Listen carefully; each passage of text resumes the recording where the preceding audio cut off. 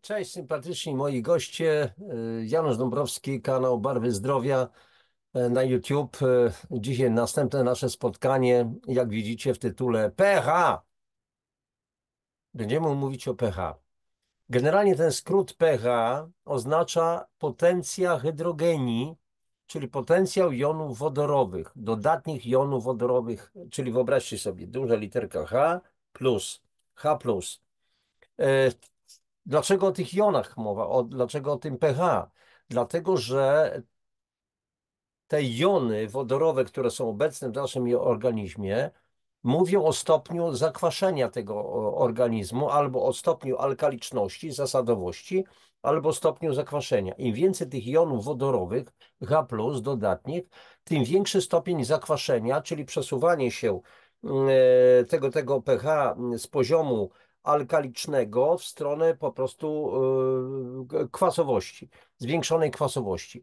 A więc jest problem w tym, żeby w miarę możliwości, w miarę często, w miarę o czasie usuwać nadmiar tych jonów, bo całości tych jonów nigdy nie usuniemy, a one przede wszystkim również wpływają na przykład na odczucia bólowe, bo często wtedy, kiedy mamy jakieś bóle, to oznacza to, że te jony wodorowe drażnią końcówki nerwowe, po prostu naszych, no tam gdzie one są, te zakończenia nerwowe, drażniąc, wywołują po prostu ból.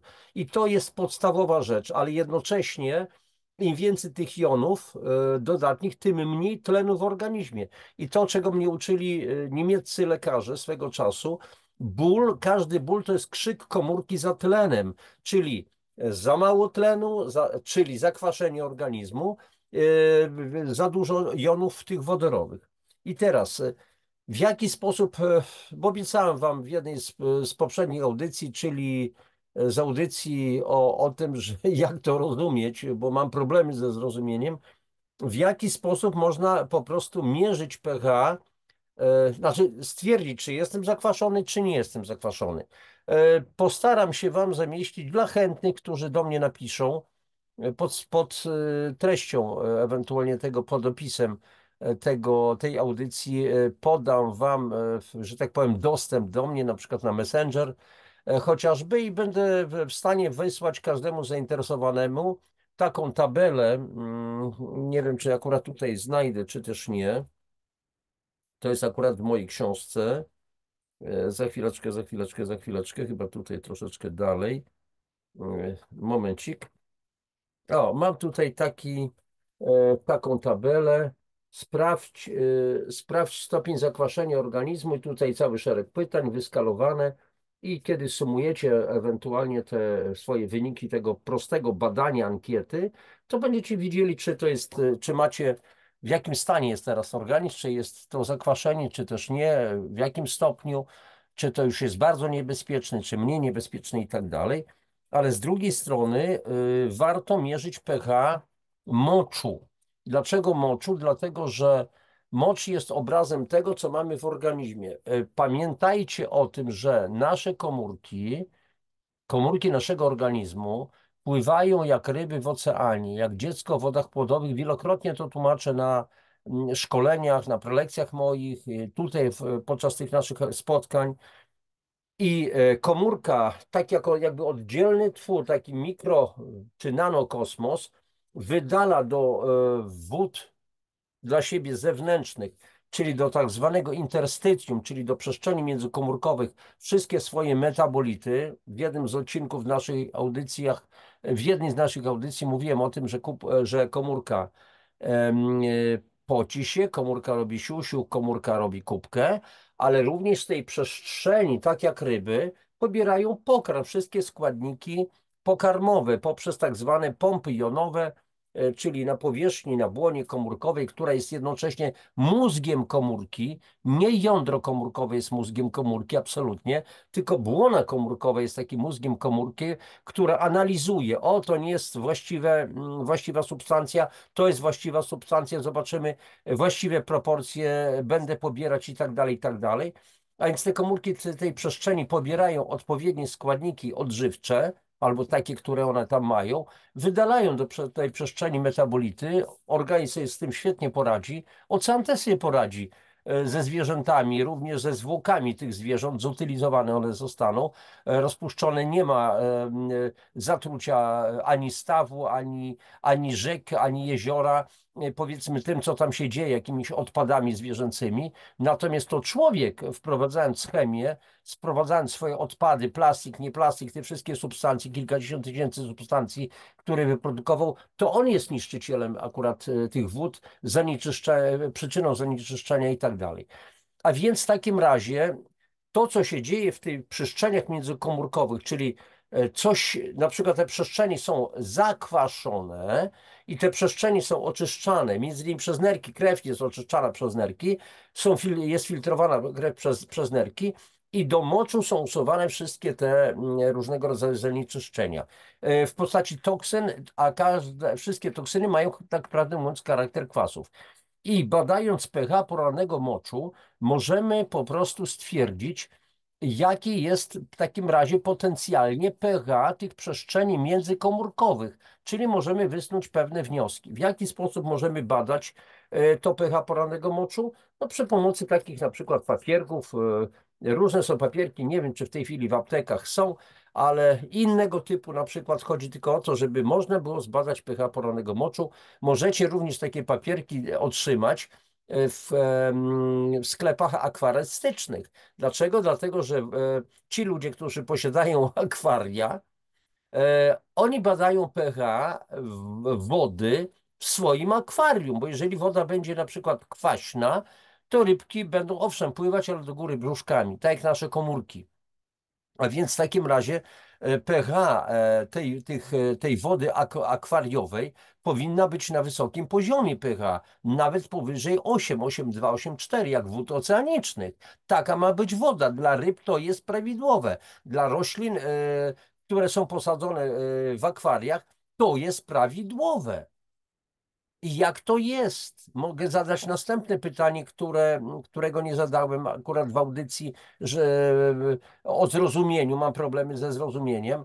No właśnie, dla rybek, dla roślin akwariowych służy wysokie pH, 8,2, 8,4 jeszcze raz powtarzam. Natomiast nam zakwaszenie nie groźne i to, że jestem zakwaszony, to mi niczym nie grozi i tak dalej. Kwaśne deszcze, które padają na moje ciało, niczym mi nie grożą. Murom nie grożą, lasom nie grożą, glebie nie grożą i tak dalej, i tak dalej. W razie czego po prostu odnoszę się do mojej tej audycji, jak to rozumieć. I teraz tak, a więc mamy takie papierki. Co w tych papierkach jest? Jest oczywiście tutaj, to są papierki lakmusowe, w tym przypadku, jak widzicie, taka typówka, żółte papierki i jest skala barwna z dostosowaną odpowiednią numeracją słuchajcie, od 5,2, 5,5, 5,8 i tak dalej do 7, 7,2, 7,4. Należy zwilżyć taki papierek niewielką ilością moczu, środkowy strumień, a więc po prostu siusiamy troszeczkę, opuszczamy tego moczu, identycznie tak jakbyśmy szli do laboratorium, w celu, a więc po prostu mamy przygotować jakiś niewielki pojemniczek moczu, więc pierwszą tą porcję, że tak powiem, przepraszam za kolokwializmy, opuszczamy, nie siusiamy ostatnią porcją, tylko tą środkową i wówczas taki papierek zmieni swoją barwę. Ja nieraz radzę, bo to są papierki takiej szerokości, że można je przeciąć wzdłuż na pół, później wykorzystać pół tego papierka, 1/3. One nie są jakieś szalenie drogie, absolutnie. W zależności od źródła to może kilkanaście złotych, akurat taka książeczka kosztuje, starczy na długo. I wówczas pasek, jak powiedziałem, zmienia barwę i wówczas patrzymy, co to oznacza, ta barwa. Czy to jest 7,4, 7,2, 7,0, a może 6,5, a może 5,2, a może ten pasek już nie jest nawet żółty, tak jak tutaj, tylko biały, prawie lekko zażółcony, czyli już jest poniżej 5, 4,8, może 4,5 i to jest dopiero wówczas problem. I teraz wszystkie te barwy od tej żółtej do lekko zielonej świadczą o tym, że jesteśmy po prostu zakwaszeni w różnym stopniu. Natomiast chodzi o to, żeby u zdrowego człowieka, ale zaraz będę jeszcze miał tutaj uwagę, u zdrowego człowieka to pH porannego moczu powinno być 7,4. To tyle. I teraz z tym, że oczywiście jednorazowy pomiar pH takiego moczu może być po prostu zafałszowany nieco. Dlaczego? Dlatego, że na przykład wieczorem zjedliśmy sobie na noc twarożek, czyli białko, a białko silnie zakwasza. A przy okazji taka podpowiedź, bo nam się wtłacza do głów jakieś bzdury niejednokrotnie, a więc mówi się, no tak, ale twaróg na przykład jest produkowany z mleka, a mleko zawiera wapń, więc w związku z tym zjedzenie twarogu to przecież jest to bardzo dobre oddziaływanie na organizm, bo zawiera wapń. No niestety, przepraszam bardzo, ale nie bardzo, bo przede wszystkim w mleku surowym jest wapń, który jest łatwo przyswajalny dla organizmu. Natomiast jeżeli mleko pasteryzujemy, a pasteryzuje się mleko przed przemianą po prostu na twaróg i w dodatku podczas tworzenia się tak zwanych skrzepu twarogowego, wapń, który jest zawarty w surowym mleku, niestety przychodzi do serwatki, a w samym twarogu niewiele go zostaje. To są śladowe ilości, natomiast taki twaróg jest koncentratem białkowym. A jeżeli białko nie zostanie zrównoważone minerałami i nie zostanie zrównoważone witaminami różnego rodzaju, bo to wszystko jest potrzebne do strawienia tego białka w całości, to białko, nadmiar białka będzie po prostu gnił w naszych trzewiach i będzie zakwaszał nasz organizm. A jeżeli w dodatku połączymy ten twarożek z cukrem, albo z owocami na przykład, to będzie tragedia dla układu pokarmowego. Jeżeli to się zdarza raz na jakiś czas, to nie ma tutaj jakichś problemów. Natomiast jeżeli to permanentnie stosujemy, to jest najprostsza droga naprawdę do wywołania różnego rodzaju niedomagań, po prostu chorób, po prostu wynikających z zakwaszenia, silnego zakwaszenia po prostu organizmu. Więc taki twaróg nabiera cech kwasotwórczych, ale to tak poza nawiasem tego na marginesie tej całej audycji. I teraz, a więc warto na przykład robić takie pomiary w ciągu tygodnia, codziennie rano, na czczo, tak jakbyśmy oddawali mocz do laboratorium i notujemy sobie każdego dnia wyniki i stwierdzamy, jakaś, powiedzmy, taka średnia. No i wyjdzie na przykład, załóżmy, 6,2. To oznacza, że jesteśmy jednak zakwaszeni. I teraz słuchajcie, wielokrotnie o tym mówiłem, skala pH, skala potencja hydrogenii, potencjału jonów wodorowych jest skalą logarytmiczną.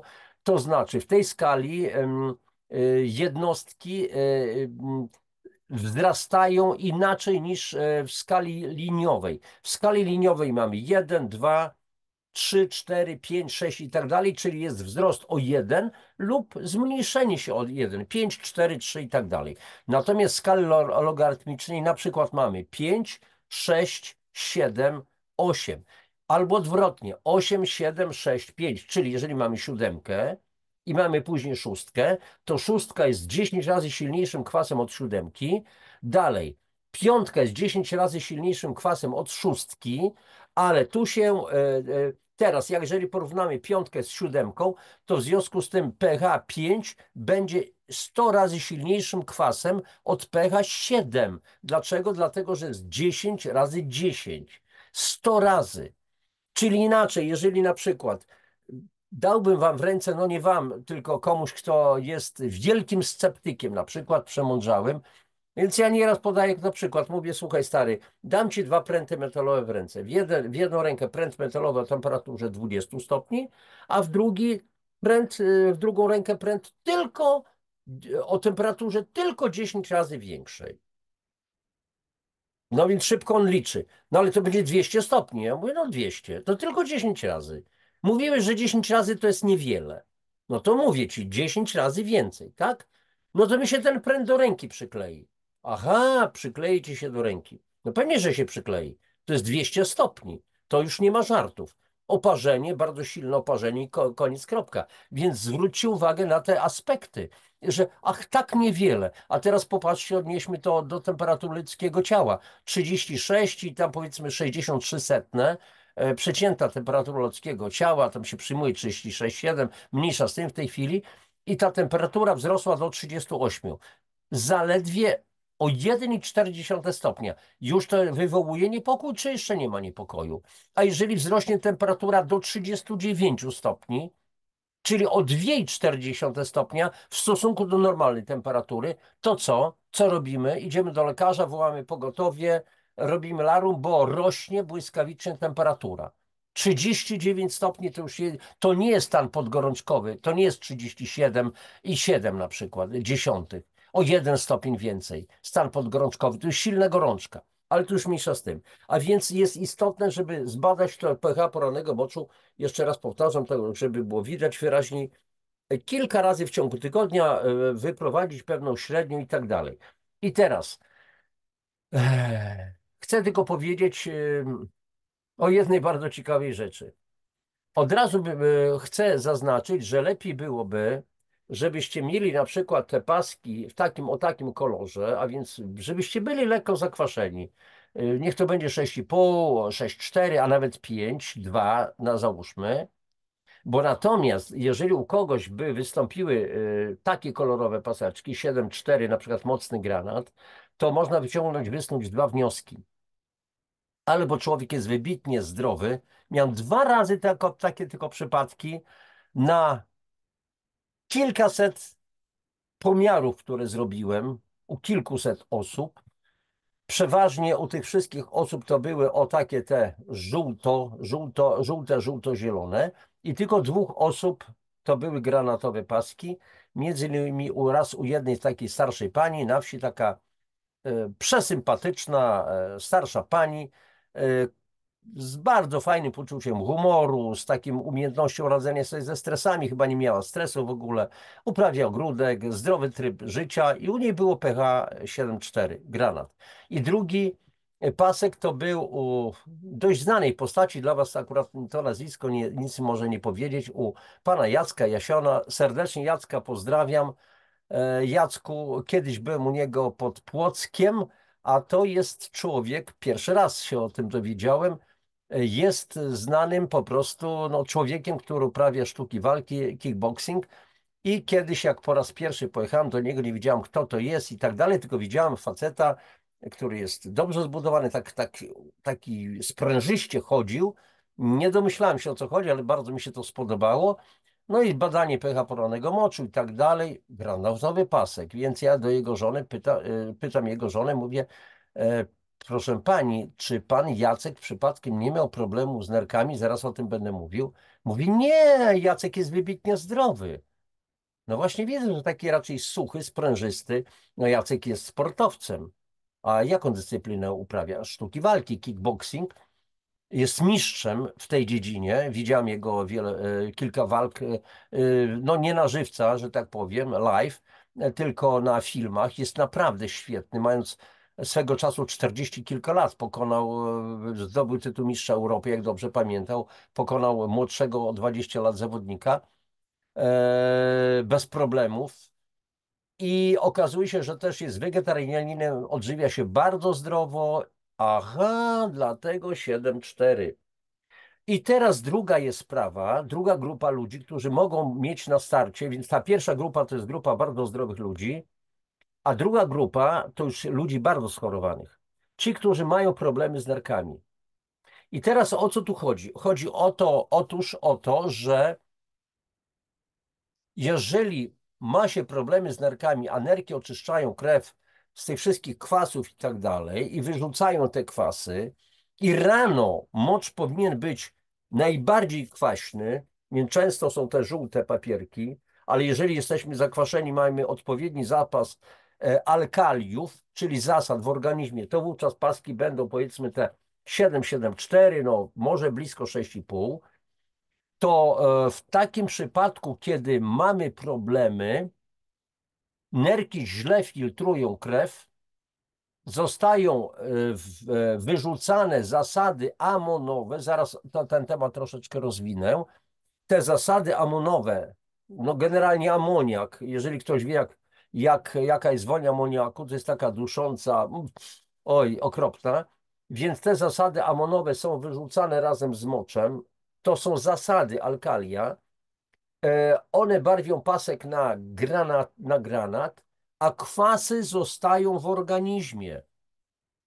I to powoduje, że organizm, przepraszam za wyrażenie, nadal żre nerki, czyli niszczy nerki, i postępująca jest akcja destrukcji nerek, które tym bardziej nie potrafią przefiltrować tego wszystkiego, i to jest błędne koło. I miałem takie przypadki, kilka takich przypadków, że no widzę po wyglądzie, po twarzy, po palcach, opuchnięte palce i tak dalej, od razu wyszło, przyniósł mi buteleczkę ze swoim moczem, otworzyłem korek.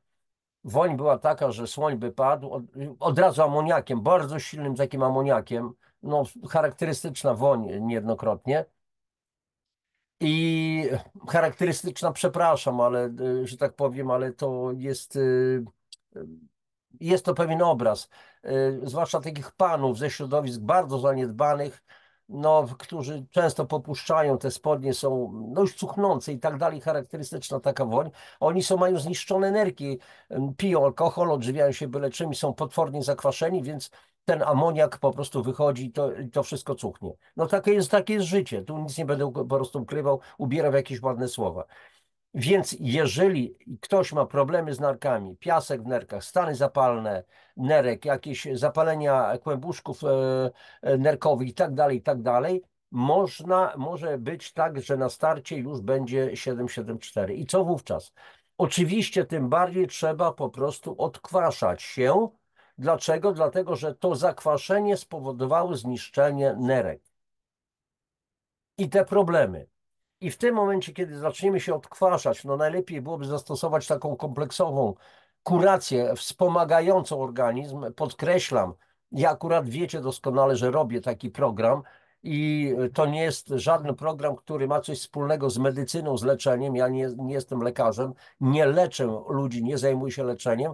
Po prostu udzielam informacji przede wszystkim, co można ze sobą zrobić, jak zastosować taki program, co jest w tym programie, jak to wszystko brać i tak dalej, i tak dalej. A więc bazujemy na tym, żeby wzrastała świadomość ludzi, a to wy podejmujecie decyzję, czy chcecie skorzystać z takiego programu, czy też nie. To już nie moja jest sprawa. Jeszcze raz powtarzam, ja udzielam informacji.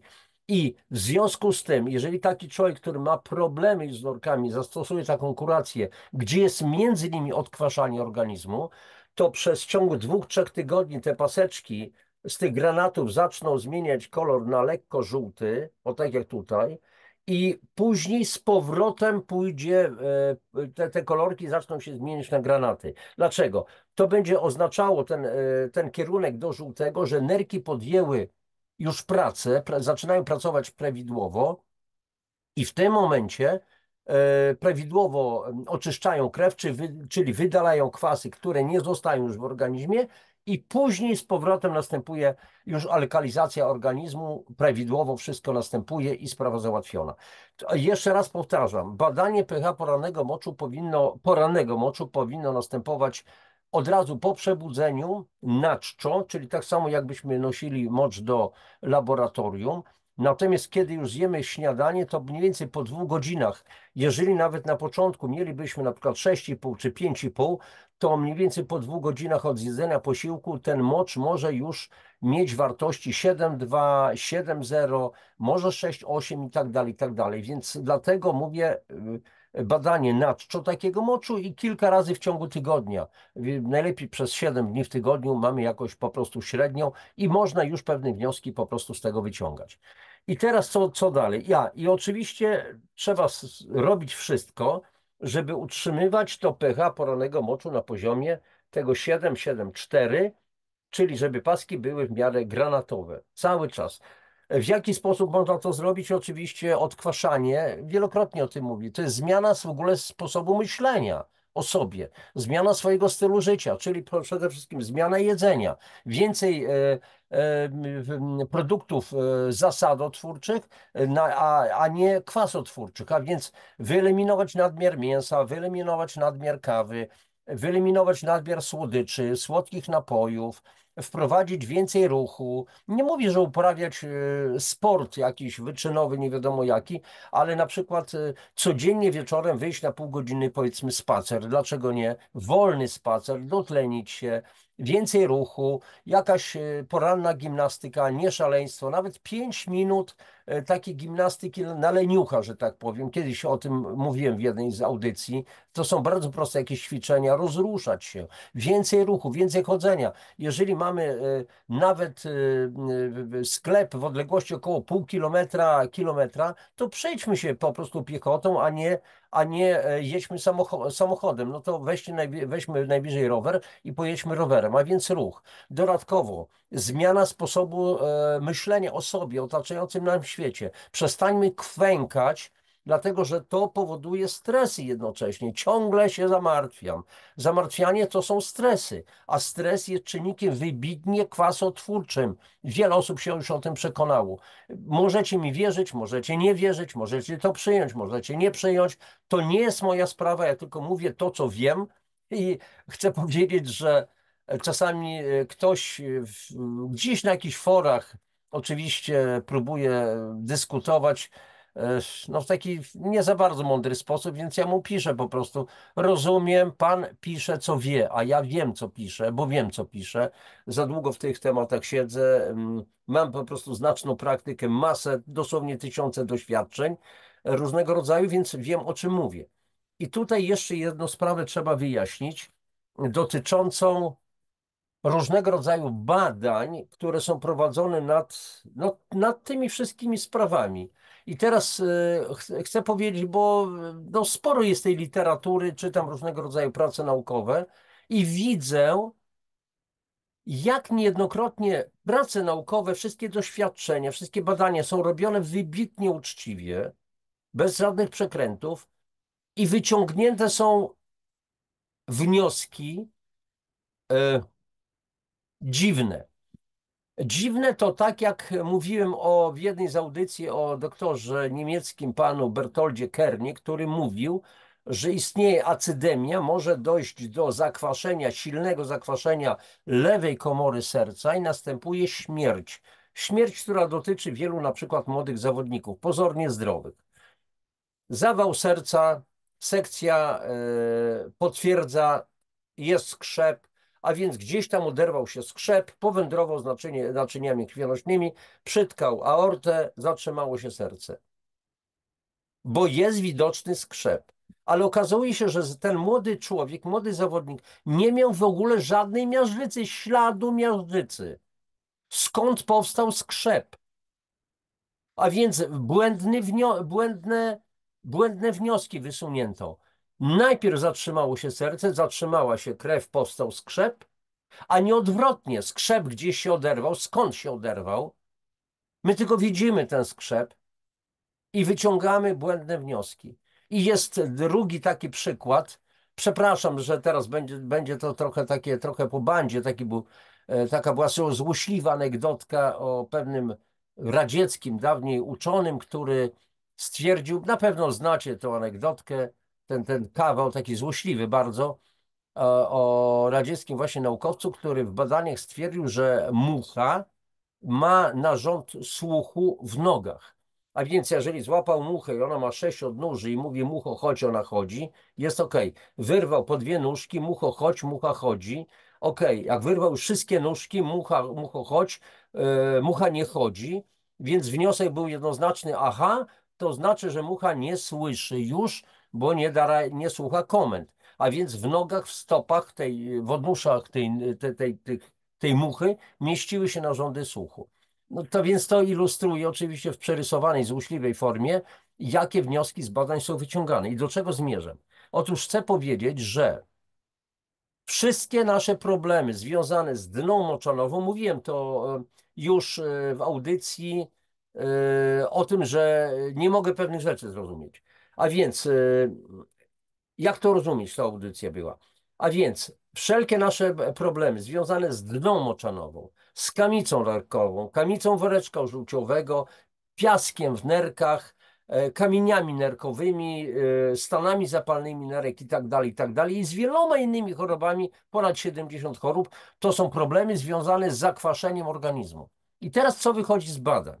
Na przykład z badań okazuje się, że oczywiście nerki cały czas filtrują krew, i usuwają słabe kwasy poprzez nerki, ale czasami tych kwasów jest tak dużo, tych jonów wodorowych jest tak dużo, że organizm ma systemy obrony i w celu utrzymania tego słabego poziomu alkaliczności krwi, przypominam, średnio 7,365.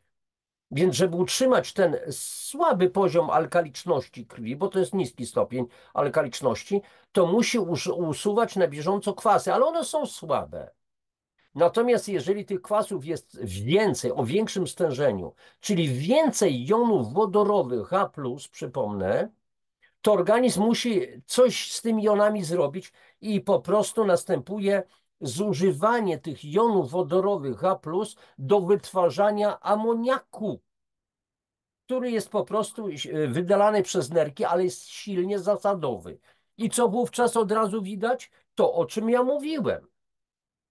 Jeżeli nerki już nie dadzą rady prawidłowo filtrować krwi i w dodatku organizm zaczyna wytwarzać zwiększone ilości amoniaku, żeby wydalić te jony wodorowe, ich jest tak dużo, to je wydala w postaci amoniaku, mocz jest silnie cuchnący, papierki są granatowe, ale czy to oznacza, że wydalone zostały wszystkie te jony wodorowe? Otóż nie, kompletnie nie. I teraz w badaniach wychodzi, że mocz jest silnie zasadowy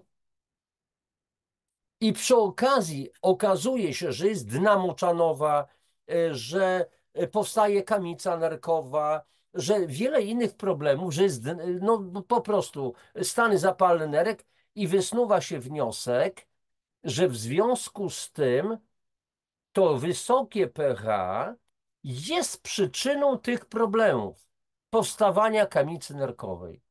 I czytam wiele prac naukowych i proszę Państwa, no ja nie jestem fachowcem, nie jestem chemikiem, ale już słyszałem o tylu różnych przypadkach tego typu, że nie mogę tutaj spokojnie po prostu nad tym przejść do porządku dziennego, dlatego że to jest wyciągnięcie błędnych wniosków z tych świetnie zrobionych doświadczeń. To jest przykład z muchą. Wyrwane wszystkie 6 nóg, mucho chodź, mucha nie chodzi. Bzdura po prostu nad bzdurami, tak prawdę mówiąc. A więc po prostu błędne myślenie, błędne wnioski. Bardzo dużo jonów wodorowych, które zostają w organizmie. Część zostaje wyrzucone w postaci jonów, znaczy amoniaku.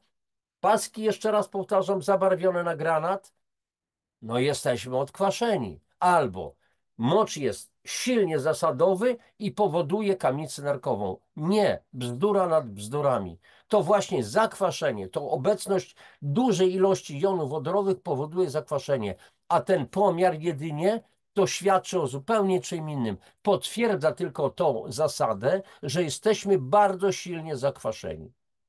I myślę, że to już doskonale rozumiecie. I tutaj chciałbym jeszcze jedną rzecz dodać, bo wielu z Was pyta o między innymi dietę keto i tak dalej, ale na ten temat myślę, że powstanie może nie jedna nawet audycja. Postaram się zrobić wywiad z bardzo ciekawą osobowością, osobą, człowiekiem, która no, ma bardzo ciekawe spojrzenie na ten temat. Myślę, że ma ogromną wiedzę. I teraz więc dieta keto. W diecie keto przede wszystkim stosuje się, eliminuje się praktycznie węglowodany, zwłaszcza prosta, więc bułeczki, jakieś tam ciasteczka, chlebusie i tak dalej, i tak dalej. Natomiast przestawia się na duże ilości tłuszczu, jako raz, że ja od razu powiem, że nie jestem specjalistą diety keto, więc ja tutaj stosuję pewne uproszczenia. Więc po prostu dochodzi do tego, znaczy chodzi o to, że tłuszcze są źródłem energii, ale uwaga, otóż tłuszcze przy bardzo nikłej podaży węglowodanów, mam na myśli złożone węglowodany, a więc na przykład nie bułeczka, mąka, ale raczej kasze, pełne kasze, pełnoziarniste kasze. Więc wtedy, kiedy mamy jednak nikły no, podaż węglowodanów, to dochodzi do niecałkowitego spalania lipidów, czyli tłuszczów. W wyniku tego powstają na przykład kwas, powstaje acetylooctowy i hydroksymasłowy i w związku z tym, a one powodują nasilone zakwaszenie organizmu. I do pewnego momentu ta dieta keto może spełniać naprawdę znaczy dawać rewelacyjne efekty, czuje się lepiej, to są takie początki, natomiast w dłuższym czasie może dojść do problemów. Podobnie jest na przykład z dietą pana Dukana, gdzie on postulował dużo białka. Białko, białko, białko, bo białko powoduje przyrost mięśni, a więc im więcej mięśni, tym szybciej spalamy tłuszcz, ale ludzie, jak to ludzie, tak samo z dietą keto, tak samo z innymi rozwiązaniami, często wybierają tylko to, co im najbardziej czy pasuje, tylko z całego tego koszyka wybierają tylko jednego grzyba, a nie kilka różnych innych roślin, przykładowo, i w związku z tym tylko jedzą białko. Białko powoduje silne zakwaszenie, jeżeli nie jest zrównoważone minerałami, zwłaszcza cytrynianami, węglanami. Białko to nadmiar gnije, silnie zakwasza organizm i niszczy nerki.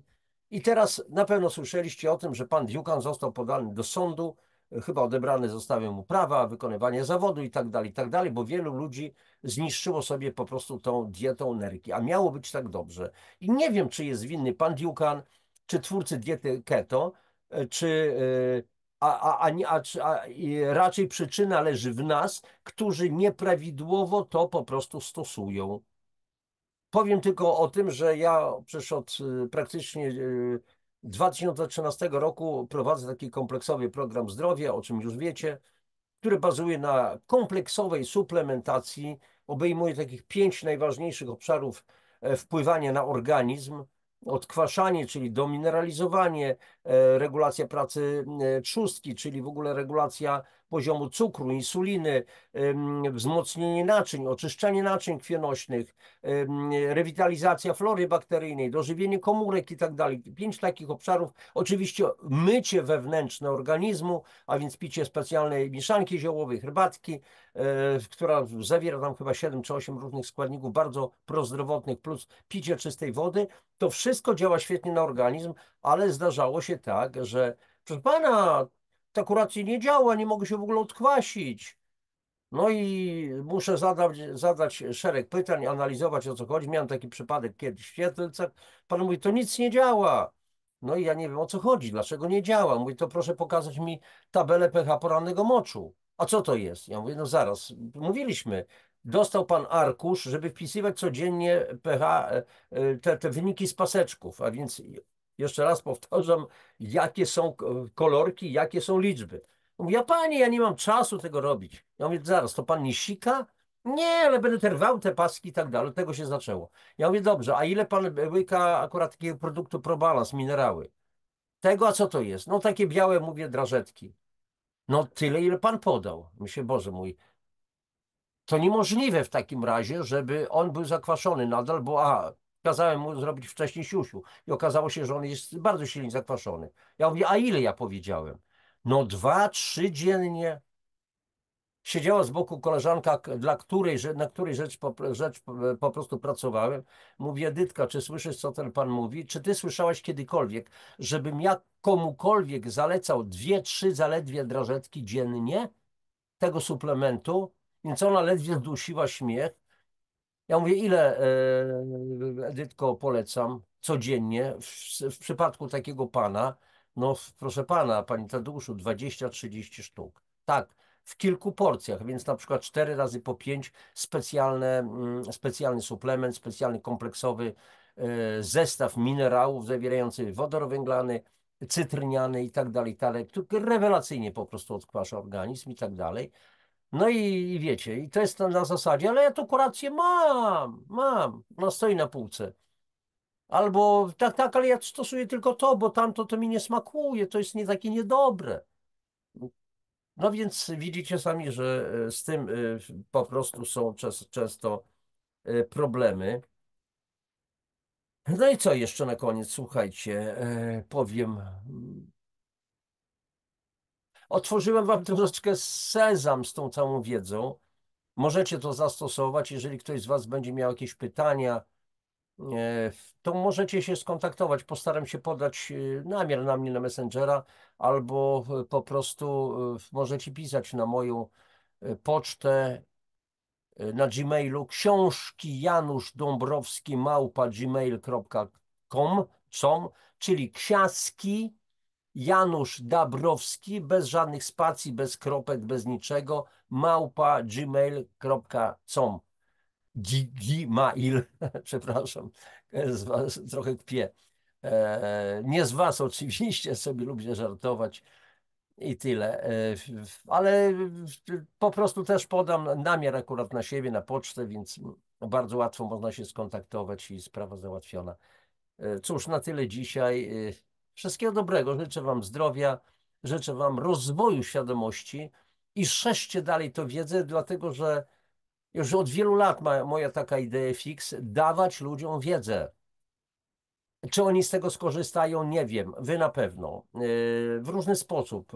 Nawet jeżeli zaczniecie pić więcej czystej wody, jeżeli zaczniecie się ruszać, jeżeli troszeczkę przestaniecie pić na przykład po 3 kawy dziennie, skończy się na jednej kawie dziennie, to już będzie dobrze. Jeżeli przestaniecie pić Coca-Colę i wypijecie ją od wielkiego dzwonu, wielkiego święta, to już będzie bardzo dobrze.